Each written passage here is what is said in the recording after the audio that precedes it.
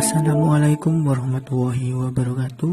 Di sini saya Deva Jaya Perkasa dari program studi Agribisnis 19 Fakultas Pertanian Universitas Muhammadiyah Jember. Saya akan mereview atau meresum sedikit tentang webinar yang sudah saya ikuti, yaitu tentang agroinovasi era 4.0 untuk pembangunan pertanian yang berkelanjutan. Tugas resum Stadium General dengan tema agroinovasi era 4.0 untuk pembangunan pertanian yang berkelanjutan. Smart Farming Precision Agriculture 4.0 oleh Dr. Insinyur Muhammad Hasmi DESS. Revolusi Industri 4.0.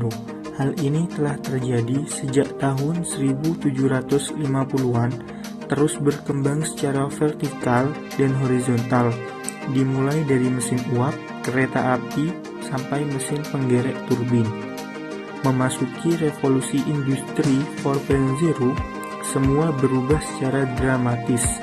Tren otomatisasi, pertukaran data terkini, komputasi awan, Internet of Things, kecerdasan buatan atau artificial intelligence, dan semua hal virtual yang mampu memudahkan kegiatan operasional hampir semua hal.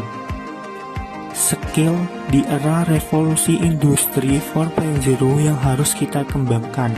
Yang pertama, berpikir kritis, kreativitas, penilaian dan pengambilan keputusan, orientasi layanan, negosiasi, fleksibilitas kognitif, kecerdasan emosional, berkoordinasi dengan orang lain, manajemen, serta pemecahan masalah yang kompleks.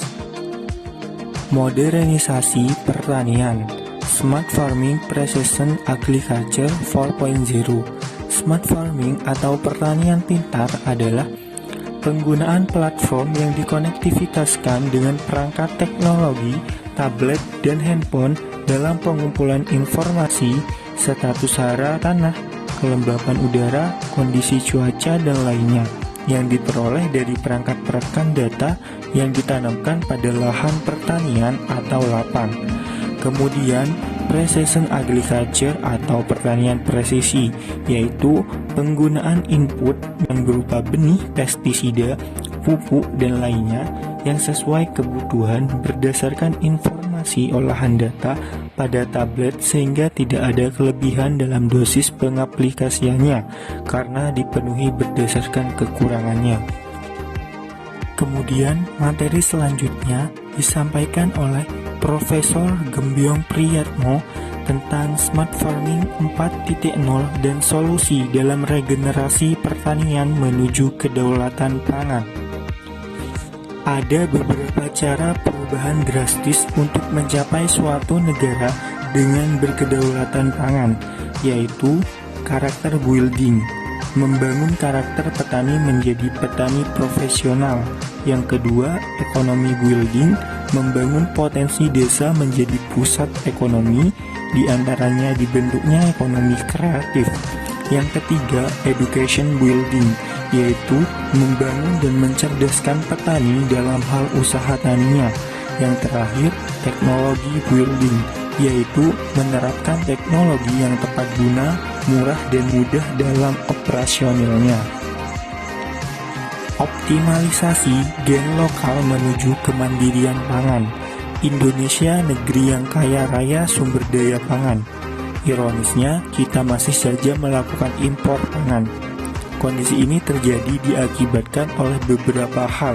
Yang pertama, kerusakan tingkat kesuburan tanah akibat revolusi hijau dan pencemaran air.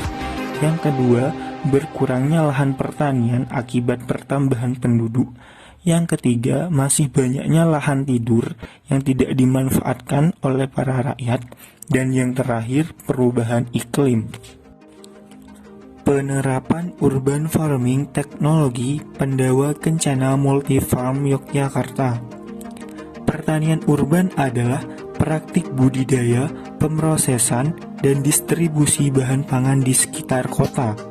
Pertanian urban juga bisa melibatkan peternakan, budidaya perairan, Wanatani, dan Hortikultura.